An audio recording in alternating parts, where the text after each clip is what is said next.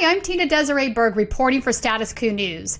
This week on the Right Wing Insanity Report, we have a great guest. His name is Kristofer Goldsmith, and he is an ex-combat veteran that works at exposing right-wing extremists and helping take down Nazis. He is the founder of a couple of organizations. One is Task Force Butler. They sort of look at themselves as Nazi hunters and whatnot. So, Chris, welcome to the show.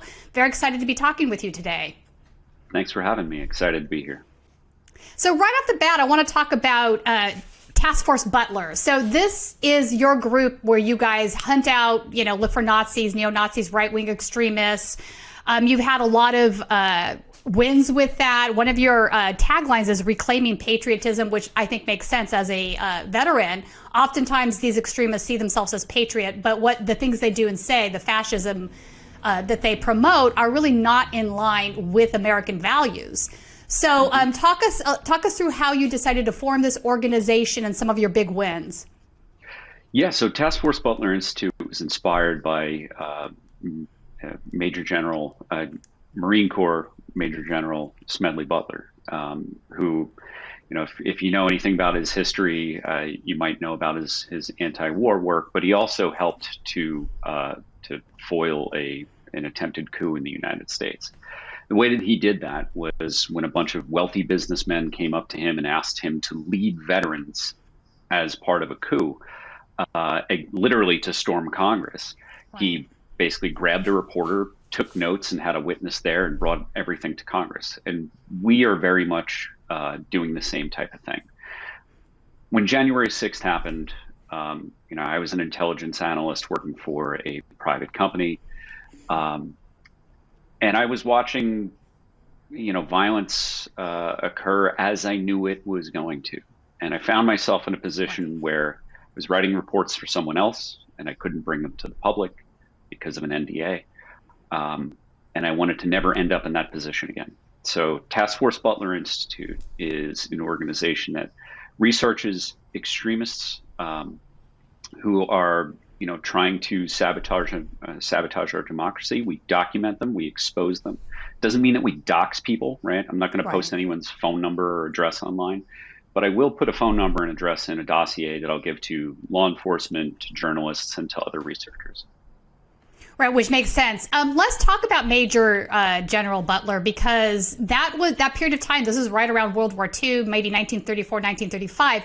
I think a lot of folks don't realize that this is not our first time at this rodeo, so to speak. We had a really big problem with fascism at that point in time. You had the German Bund, you had Christian Front, which is an extreme religious right organization, and they were all looking towards staging a coup. Like, this was a real thing that happened, and it doesn't get that much attention. Do you know much about that beyond what you already told us? Yeah, so it's, I wish I could, if I had my book, I'm working remotely. If I had my bookshelf, I have the book right on my desk at home. Oh, right on. It's not hard to find the book about Smedley Butler.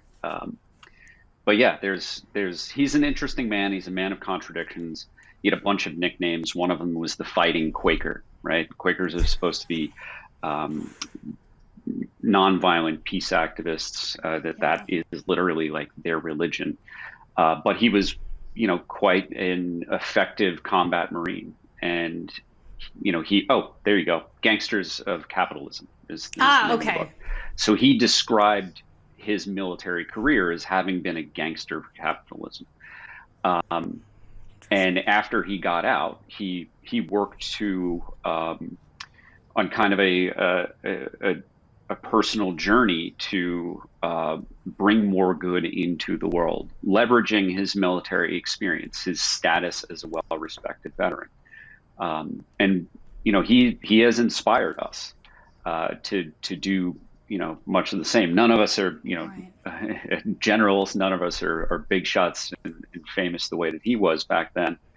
But we're part of a growing movement, right? I'm just the face of it. It's, for security reasons, most of our team remains anonymous. But it's a growing cadre of veterans around the country who are concerned about our democracy and not just these, fascist movements that we see it literally assaulting the Capitol in DC, Right. but, the Proud Boys chapters, the Patriot Front, the NSC 131, all these explicitly self-described fascist gangs that are becoming more locally focused. We Right. are not meeting them in the street, right? Like I dress like this, right? I'm like tattooed vet, got a beard, looking like a boogaloo type. I can walk up to these people on the street and they think I'm one of them, which is why I look like this, right?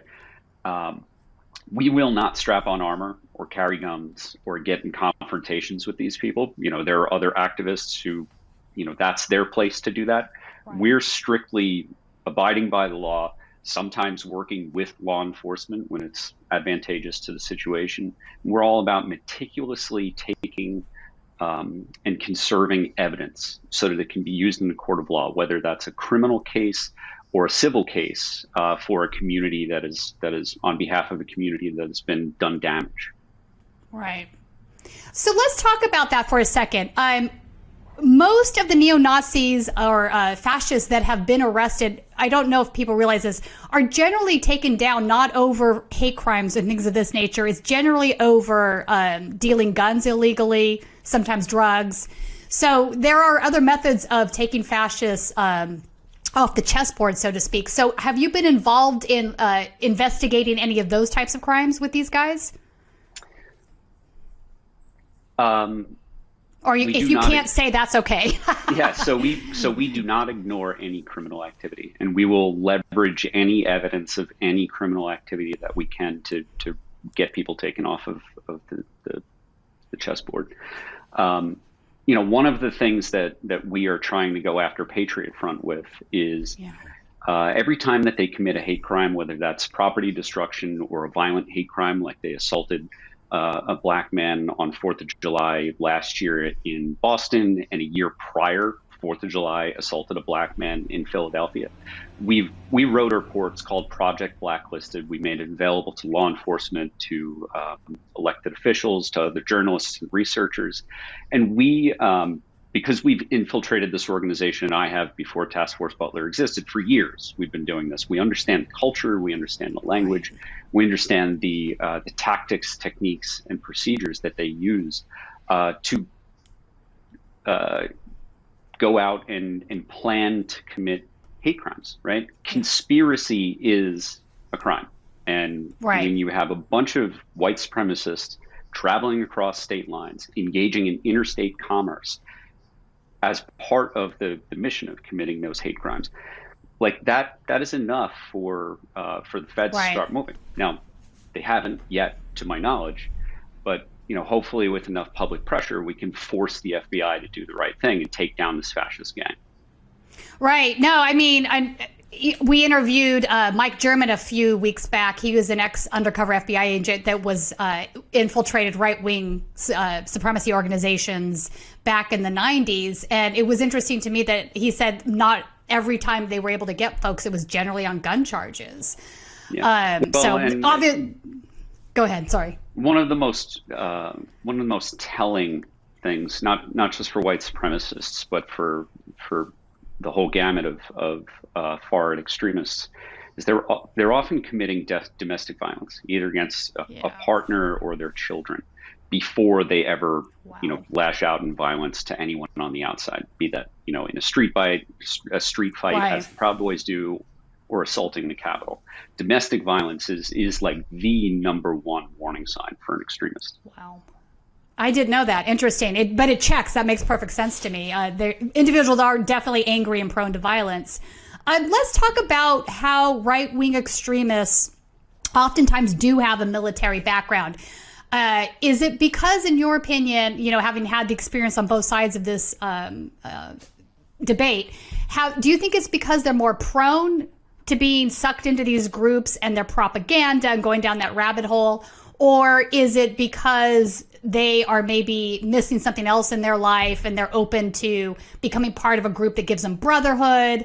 What are your thoughts behind that? Because there are a lot of right-wing extremists, whether it's the military groups such as the Oath Keepers, whether it's neo-Nazi groups like Hammerskin Nation, whatnot. I mean, a lot of these guys do have a military background. Yeah, so I have not seen any convincing evidence, and I'm talking about like peer-reviewed studies Right. that say that veterans or more service members and veterans are more likely to join extremist organizations or be attracted to extremist organizations than the average person. Okay. The thing that makes veterans stand out in extremism is the same thing that makes us stand out in society. When a veteran goes to college, a veteran's more likely A, to graduate, and B, to graduate with a higher With honors. GPA. That's true. Yes. They're more likely to start a business. We're more likely to be community leaders. And that doesn't mean just getting elected. That means, coaching soccer or being a Girl Scout troop leader, right? So whether it's Russian disinformation like the Russian IRA or the Republican Party or the extreme right, they're targeting veterans all for the same reason. And that's because of our social capital.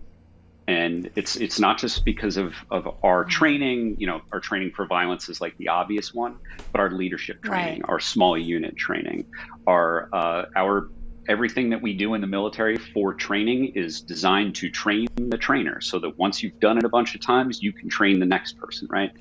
That type of community in training is essential to these fringe extremist organizations because a lot of the times their leadership gets taken out and they want to build something that's perpetual. So, it's a common misconception that veterans are more likely to be extremists, and things like January 6th kind of reinforce that because the initial spurt of arrests, a bunch of veterans got arrested. Now, why was it the veterans who got arrested? And also first? police officers. I mean, it wasn't just veterans. But you're right about the social capital. That makes perfect sense.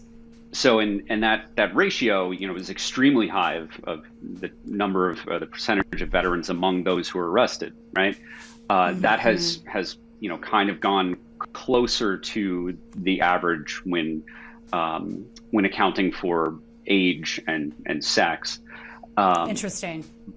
But why were the veterans arrested first? Because they were at the center of the conspiracy. They were at the tip of the spear of the violence. And organizations like the Oath Keepers were founded entirely to target and radicalize veterans, right? They weren't trying to radicalize just Americans broadly, right? That organization's mission was to target veterans and to use their social capital, not just their military training, but their social capital, so that it would build legitimacy for this anti-government, this fascist movement. Right. That actually makes perfect sense to me. It kind of jives with this idea that a lot of these groups want to, they want to get involved in a race war, so to speak. So they take military training. Active clubs are obviously a big thing that's happening right now with boxing. They seek out guys that have that ability because they think they put a prize on it, right? So it makes sense to me that they would target anybody in the military. Recently here in California, I covered an event that happened in San Diego between the Rise Above movement guys and Patriot Front. They had set up a boxing ring and had a boxing match. So that's something that's spreading too. I think you're right. And I think the social capital is really a clear, obvious thing. Everybody wants the vets on their side, right? They're our country's heroes. So it makes sense that if we can get more of these guys in our ranks, we can say, but we're all vets. How are we fascists? We are patriots. So that makes sense. Thank you for that explanation. So do you think it's compatible then to be part of the anti-fascist movement per se, and also be part of law enforcement or the military? I think historically speaking, I would say the United States military is anti-fascist. The reason we fought World War II was against fascism, right? So, but I think that these terms have sort of, taken on strange meanings in our current environment, right? So recently we had an Antifa list that was put on Telegram by a bunch of right-wing groups, and they had the FBI and the CIA on there, which was like... The CIA's Antifa? Are you kidding me? What are your thoughts on that? So, my grandmother's brother, who died in France fighting Nazis, was an anti-fascist, and so was every American who was with him. The original anti-fascists are Allied troops, American troops, wearing the stars and stripes on their sleeve. So. Anti-fascism is supposed to be the standard way of life for American troops. We literally fought a gigantic war over this, and we won. So, a lot of folks think that anti-fascism is incompatible with military service. Well, okay, militant anti-fascism, violent anti-fascism, yes, that does break the rules, the Uniform Code of Military Justice, but the type of research that my team is doing, we don't break the law. We are open source intelligence researchers. We are not committing fraud. We are not, breaking into private networks or violating the law in any way. It's completely above board. So, we welcome all veterans to join our team. Now, that being said, we're a shoestring organization. We can't train everybody. We are growing extremely slowly because, I'm basically paying for all of this operation out of pocket at the moment. So we can't take a bunch of new trainees, but that is the goal. Hopefully we get the funding to rapidly expand so that we can start building distributed networks of anti-fascist veterans around the country. Excellent. Let me ask you this. Do you do any work de-radicalizing vets that might have been sucked down some of these rabbit holes? I know that that's an area that some folks work in as well. Yeah. That's a job for psychiatrists, psychologists, and social workers. It is a tremendous amount of resources, human, financial, and otherwise, that goes into de-radicalizing one person. I would rather infiltrate a neo-Nazi organization, make them paranoid about the plant inside of it, and break them up so that they stop radicalizing other people. I think that's a better use of my time and resources. But again, I'm not a doctor. If I were a doctor, maybe that would be my thing. But our organization is focused entirely on creating disincentives for the fascist way of life.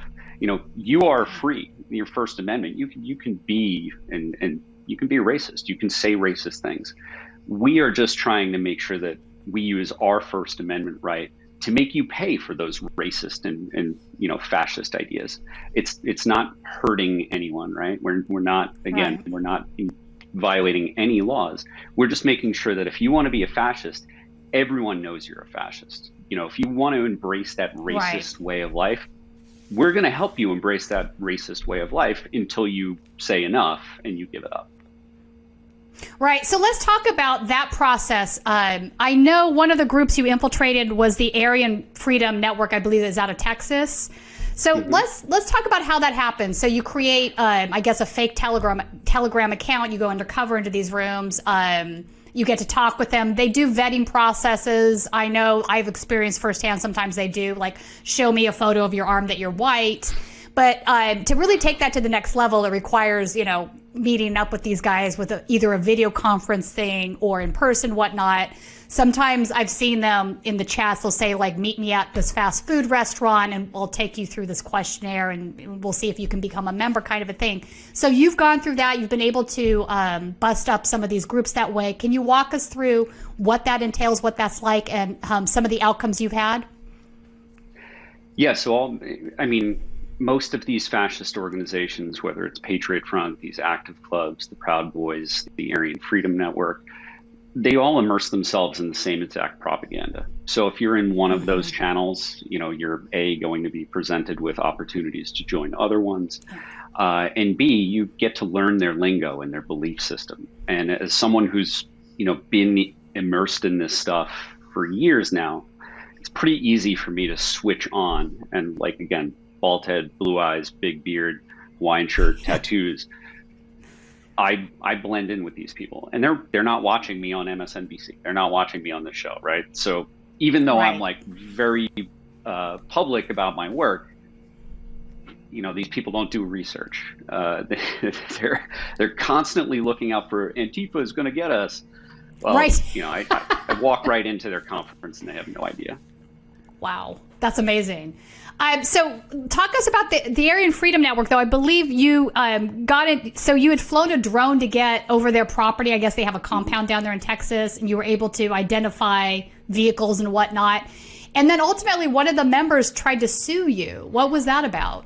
Yeah, so the Aryan Freedom Network invited me as a member to join their what they call the White Unity Conference, and they were advertising it as down in Dallas, Texas. So Okay. anti-fascists, around the country who were tapped into this network were, basically going out and saying, "Hey, heads up, Dallas, there's going to be a fascist gathering in your neighborhood." So I went ahead with my team, and we had multiple team members join the Aryan Freedom Network. We flew down to Texas. We rented a couple of vehicles, used one as our mobile headquarters. And when they said, "Hey, we're actually not in Dallas, we're in DeKalb," we took our RV and we just drove right up there. And they Okay. said, "Meet us at this air pump at this very specific gas station in this basically like one road town where if you're looking for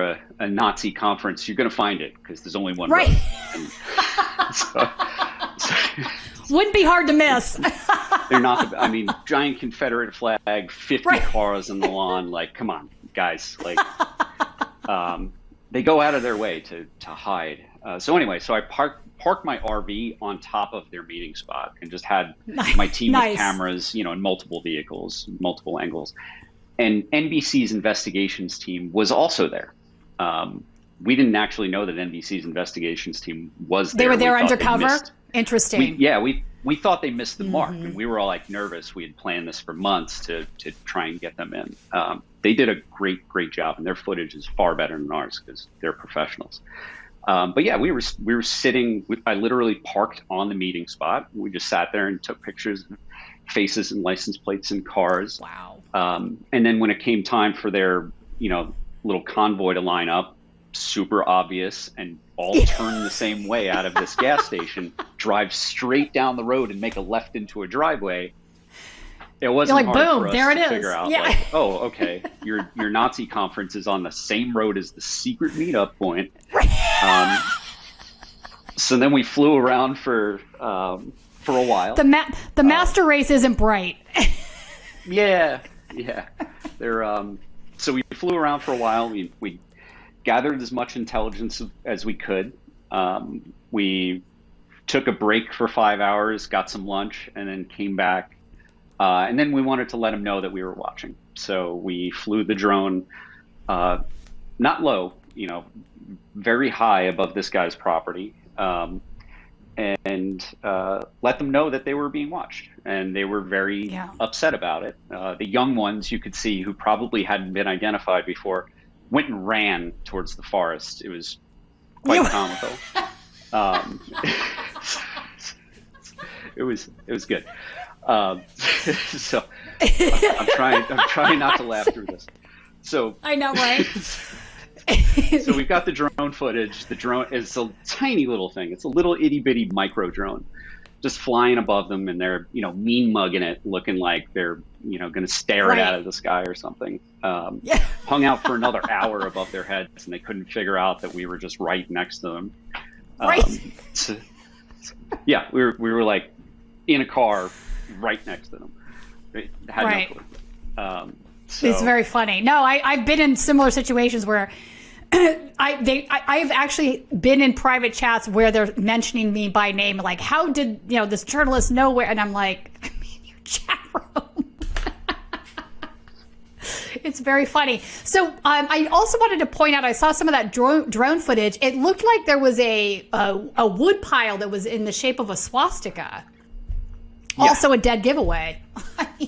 Yeah. I mean, like, had the drone just been, looking for them, had we not seen them just drive down the only road and pull into the house with the giant Confederate flag and 50 cars on the lawn, like, had we not found that, like, seeing the swastika from the air, which was huge, huge. It's one of those things that they like burn it, like they burn a cross kind of thing at the end of the night, because that's what they get off on. So yeah, it was like, it was really easy for us to show NBC and be like, yes, like, these are definitely the Nazis. Here, look on this, video right here. That's the swastika in their backyard. So we that was on a Saturday in late October, I believe. And by Monday, Henry Dalton Stout, who I believe is the founder, if not the leader, of the Aryan Freedom Network and the property owner, sued me for invasion on seclusion and trespassing. You don't own the air above your house. I mean, No. Delta flies a plane above me. Now I'm going to sue Delta. Right. Like, that's the dumbest thing ever. No. And they were in an open field in Texas. There's no seclusion. Right. Like, There's no seclusion or literally privacy out in an protection. open field. Yeah. So If they'd been inside a house, they might have had a complaint, but no, not in the field. Yeah. Yeah. They just got busted being Nazis. Yeah. So the guy who filed the suit, though, the lawyer, he's a guy named Jason Van Dyke, who's been on our radar forever. He's the guy who actually filed. Oh, interesting. Yeah. Proud Boy. So he's the guy who filed the paperwork to make Proud Boys International LLC a legal entity, right? So he's the first chairman of the Proud Boys. He's a practicing lawyer in Texas who drives a silver Honda Ridgeline, which is the least popular pickup truck on the planet because it's ugly and it's stupid. Guess what we saw in the video? Silver Honda Ridgeline. So he was there with his Nazi buddies, and he thought it was a good idea. Like, I'm going to file this right away. Like, how'd you get to writing so fast, Jason? Are you a Nazi? Yeah. Are you hanging out with the Nazis? You can try and He is a deny it, but Nazi, we've you got know. the footage. That's right. They all try to deny it, but there's so much crossover there. And then Jason went after some folks up in, I believe it was Arizona, where he had been sending Proud Boys to this guy's residence, threatening him. Yeah, he's an angry, violent guy. I think he got chased out of the Proud Boys, though, because he went too far for them. But having said that, I do think there is a lot of crossover that I've seen between Proud Boys and neo-Nazi organizations. This idea that they're not racist is absurd. That's a great story. Go ahead. So Jason also hosted Patriot Front and their leader, Thomas Rousseau, at his house for Thanksgiving, like a Thanksgiving-themed dinner that was prior to Thanksgiving. So if press asks him, hey, did you have them over for Thanksgiving? He says, no, I had my mom over for Thanksgiving. Well, Patriot Front posted videos of your backyard. So yeah, there you go.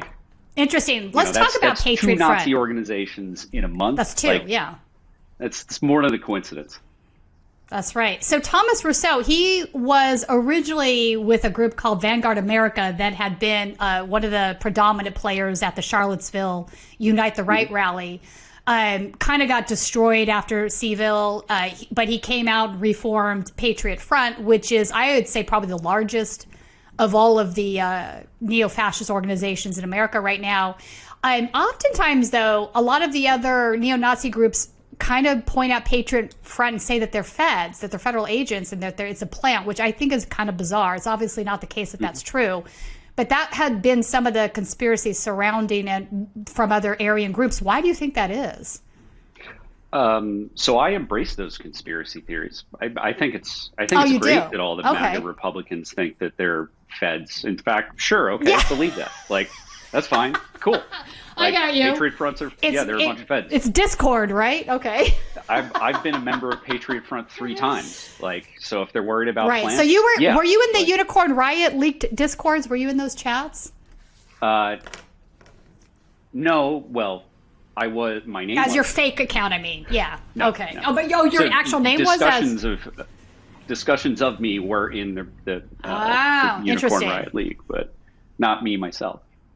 Okay, because I think you infiltrated Patriot Front as well. So what was the story behind that? So a buddy of mine who I served in the Army with, who is every time he calls me, my life goes off in a crazy direction. Long story short, he called me and said, "Hey, Goldie, I infiltrated a neo-Nazi organization. I want you to help me take them down." There's no pre-discussion to this. We hadn't talked in months, if not years. And that was it. And now I'm a professional Nazi hunter. Right. So, yeah. That's funny. Those are the best kind of friends. Really abbreviated, but that's it. Yeah, a buddy I served with was concerned enough with the Nazis in his neighborhood that he infiltrated this organization, reached out to me. Now, in my prior life, I was a veteran advocate. I was working on Capitol Hill for a major veteran service organization. So, like, people see pictures of folks like me at the White House, or shaking hands with someone like the now deceased Senator McCain, and they make lots of assumptions about things that we can do. Right. He was thinking I would just call up the FBI or my buddy Senator McCain and be like, hey, there's a neo-Nazi organization. We've got a list of all the members. This is where they live. Here you go. Go arrest them. Yeah. Here you go. Go arrest them. That's not the way these things work. So instead, we documented pretty religiously, like every bit of evidence that we could. We handed it over to BuzzFeed, and then BuzzFeed published the inside scoop of what Patriot Front is, how they've painted Vanguard America, the explicitly fascist, with the faces on it, fascist organization, in red, white, and blue, and they try to deny, oh, we're a new organization. No, we're not. Tom Rousseau, was the leader of Vanguard America. Heather Heyer was murdered by a member of Vanguard America. And then he painted everything in red, white, and blue. It's the same organization. It's not different. Not different at all. I agree with you. It is very similar crossover, obviously. I just think that there was so much toxic stuff attached to Seville that a lot of these organizations had to rebrand or just, go underground for a while. So I want to talk about your other group, Sparvarius. Yep. So this is your consulting firm that it was also instrumental in exposing Patriot Front, but other organizations as well. But I think your main focus there is right-wing militia groups. Is that correct? So Sparvarius is a consulting firm that I launched. I launched that before Task Force Butler. After January 6th, because I never wanted to be in a position where I was writing intelligence reports for someone else that would get buried. Instead, I wanted to be able to bring them to the public when necessary. So I still have clients that, I have to keep their work secret, but they're all nonprofits, and they publish their research for the good of the world. And one of the things that came out of Sparvarius was every time that I ended up on TV or in a newspaper clip talking about my work of being an anti-fascist veteran who's using open source intelligence research, I would have veterans hit me up on LinkedIn, on Facebook, Twitter, et cetera, basically saying like, hey, put me in, coach, like, how can I help? And ethically, I couldn't use my business to engage volunteers, and I don't have money to pay anybody. So me and a couple of my colleagues created this nonprofit Task Force Butler Institute so that we can slowly, again, we don't have any money yet, we can slowly train other veterans to safely perform open source intelligence research, to hold fascists accountable, and to impose costs on fascists and racists, in their region, their city, their state, and nationally. Right. Okay, that makes sense. Let's talk a little bit about the tactics that you folks use. Sowing discord, I think, is an obvious one. What are some examples of that? Well, the fact that I've infiltrated Patriot Front 3 times, that has made a lot of their potential recruits think twice about whether or not they want to go down that way of life, because I'm not the only infiltrator of Patriot Front, right? People do it regularly. Right. There are anti-fascists, anonymous anti-fascists, who I don't know, love to work with though, who infiltrated as a hobby to keep their community safe. I can guarantee if you join an organization like Patriot Front, an anti-fascist is already in that group. They will find out who you are in 100%, real life. Yeah. And it may take a week, may take 2 years.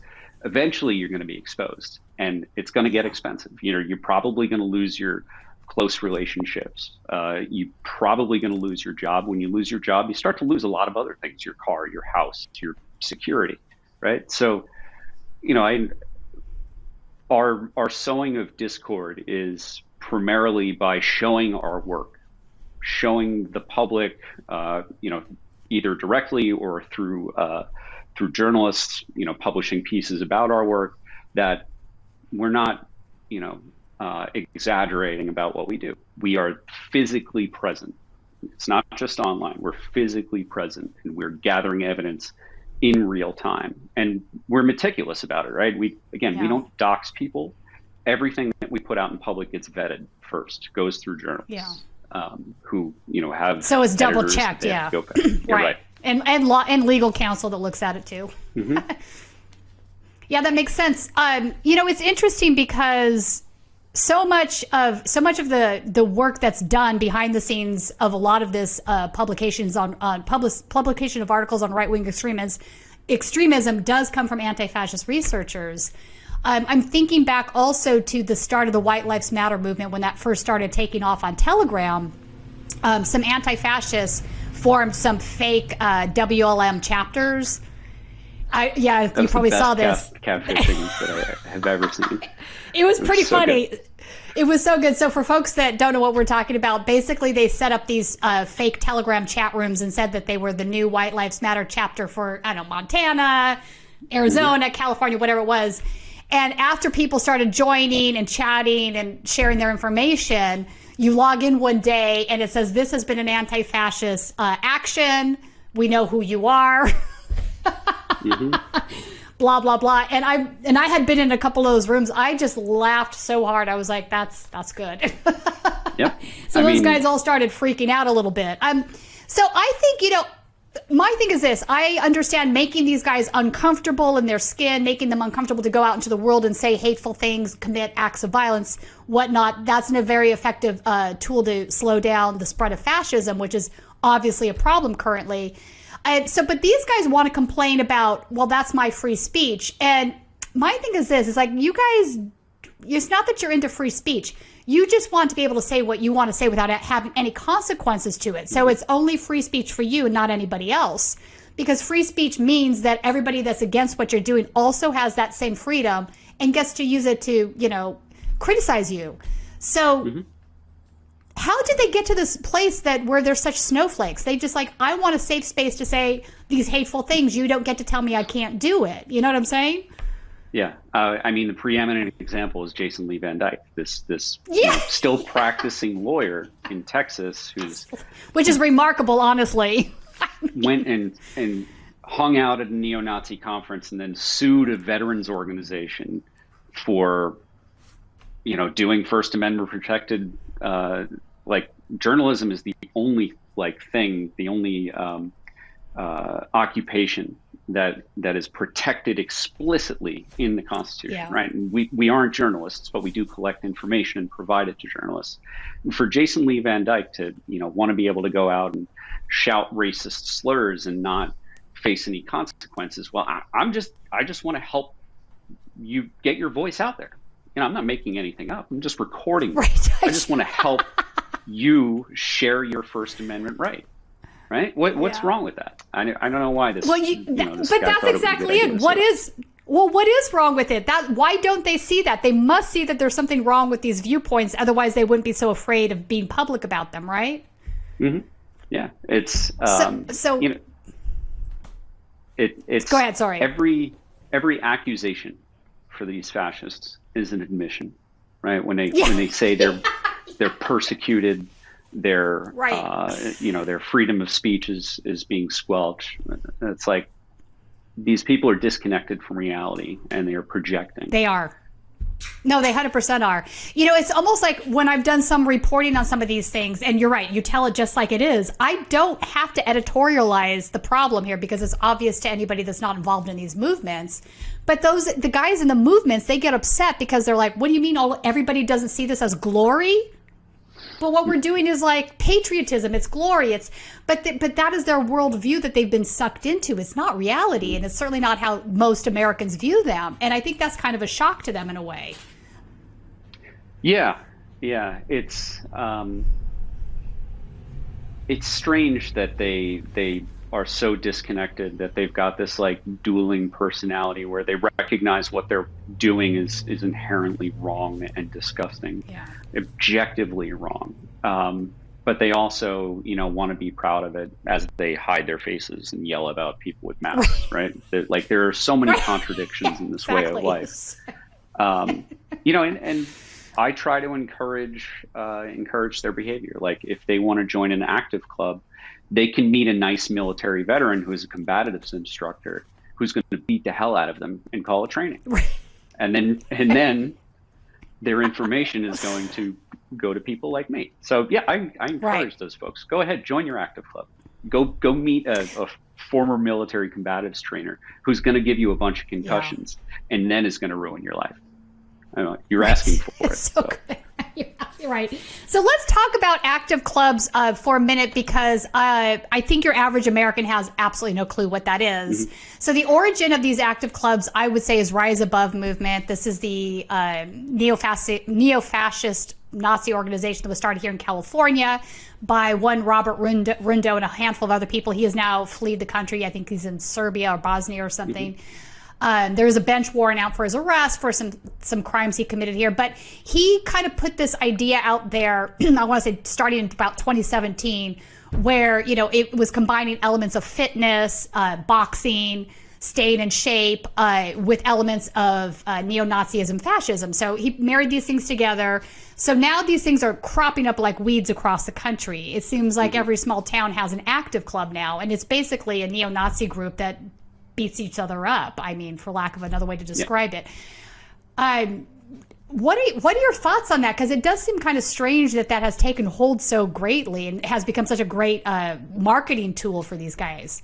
Yeah, so part of the reason for the sudden proliferation of these active clubs is after January 6th, the fascist organizations, be it the Proud Boys or anyone else, recognize that if they have a hierarchical leadership structure, they're screwed when the top guy gets arrested, sends them into disarray. Right. So Rundo and a lot of similar fascist leaders and influencers and podcasters have really pushed this idea of focusing local, and they're using the same tactics as the Republican Party with these getting people voted onto school boards, and often there's a lot of crossover. Like in Miami, a bunch of Proud Boys are now on the Republican committee for the, I guess, city or county down there.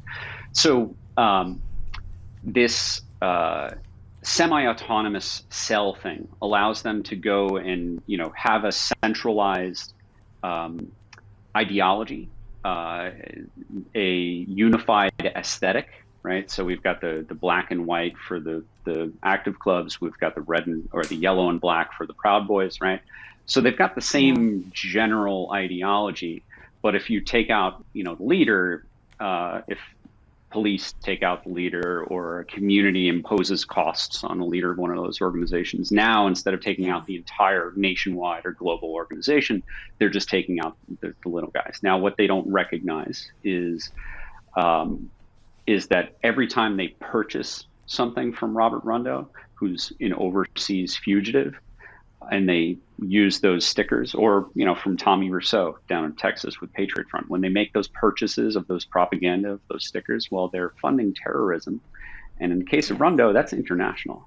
So they think that they're like, oh, you can't get us. Well, guess what? Everybody has bank accounts. Your crypto wallets can be traced.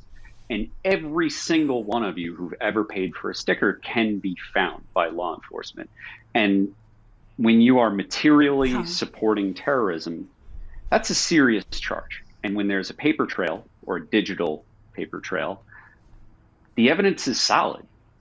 It doesn't take much more than that to wrap up, potentially hundreds of people at once. So I'm excited about their sticker pyramid scheme. Their merchandising, still got Rundo and Thomas at the top, and little tentacles that go through everybody in the network. So, that's true. I encourage them, keep buying stickers. Go ahead. We'll keep documenting exactly. it. It's not just wire fraud. It's mail fraud. It's material support for terrorism. Talking about major charges. And if you're a 21-year-old who's like, I'm a loser, I want to hang out with guys and punch each other in the head and put stickers up. Okay, go ahead, do that. Get 30 years. Yeah. That's cool. Exactly.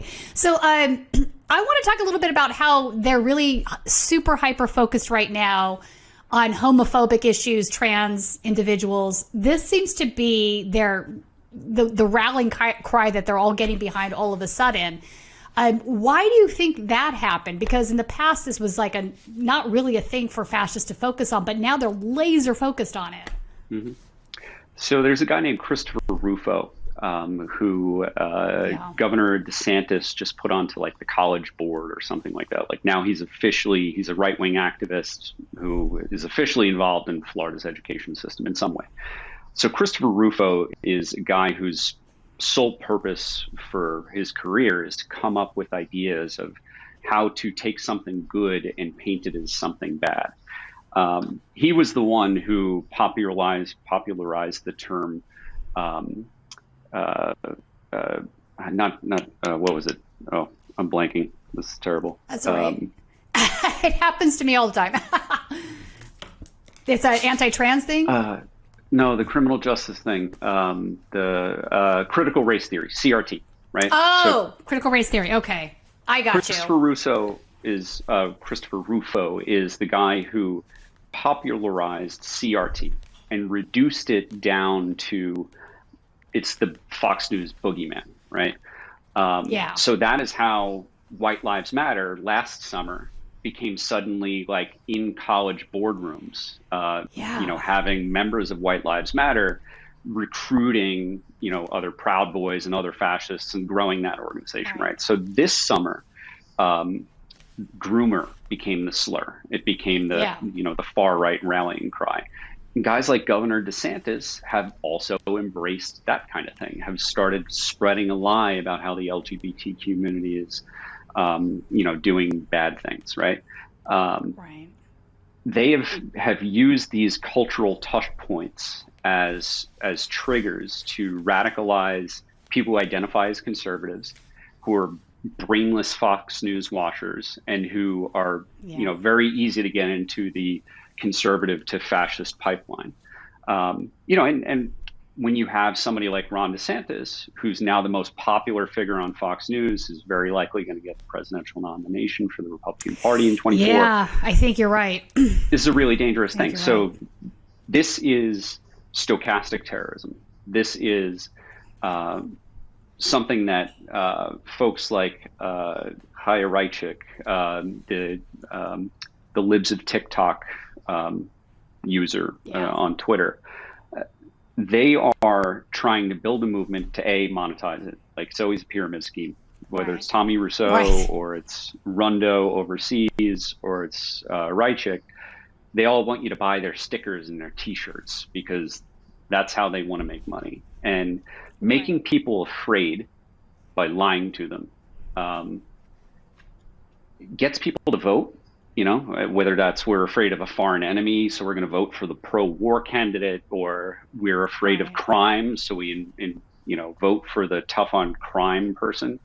Well, if they think that their kids are being targeted or something like that, or their kids are being brainwashed, they're going to respond, with every bit of hate and vitriol.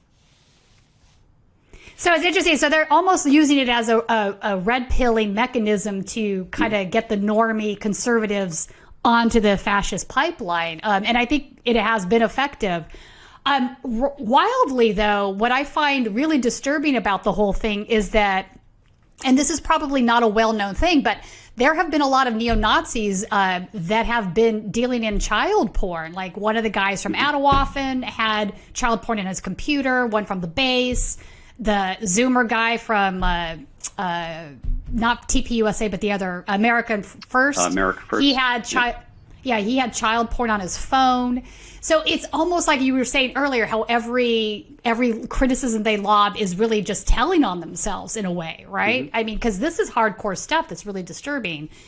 So let me ask you this. What group out there do you think is the scariest, most capable of doing something disturbing coming up? Like if we are to monitor somebody or be concerned about somebody, who do you think that group is? So the ones who are most capable of damages are, and violence, the ones who are most capable of creating conditions of violence are not like the Proud Boys or the Patriot Front or anyone like that. It's really Fox News.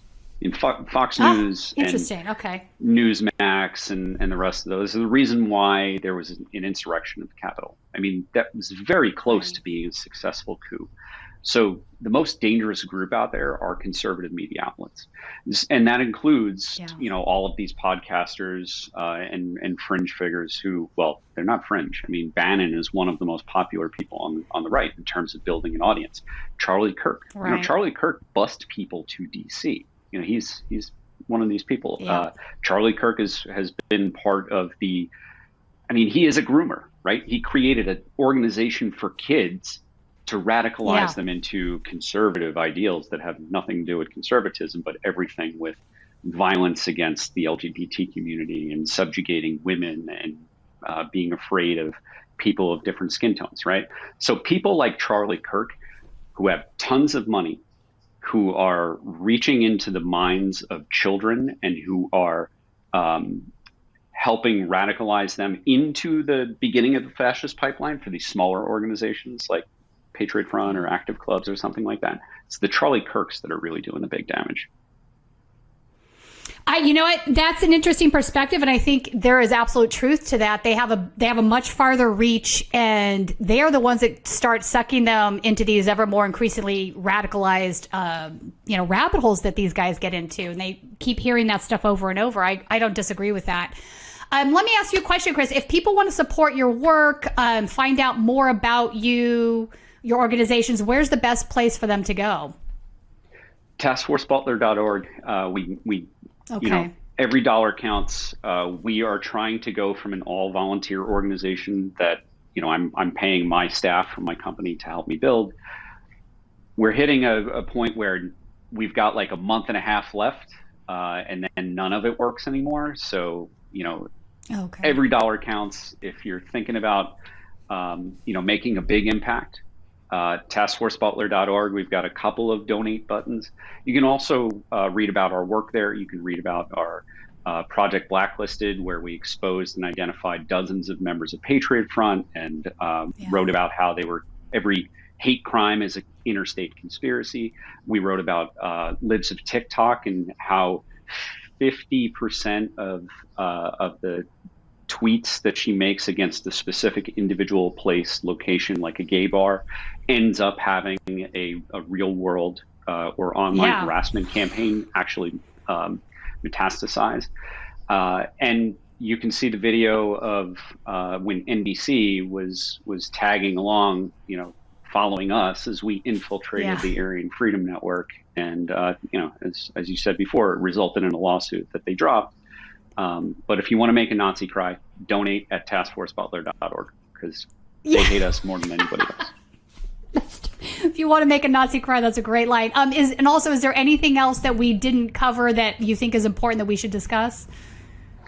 No, I really think that's it. I mean, again, we're a bootstrapping organization, but in the next couple of weeks, we're really trying to get to the point where we can make this sustainable so we can pay our staff what they're worth. What we do is very dangerous. The real world effects of this can be deadly. We need to make sure that we have security for our members. Yeah. So again, if some rich person is watching this and they want to set loose a bunch of American veterans against America's Nazis, we are a turnkey organization, and a big check would do just that. Yeah. Right on. All right, Chris, thank you so much for joining me today. It was a really interesting conversation, and I really appreciated your insights. Thank you. It's been great to be on.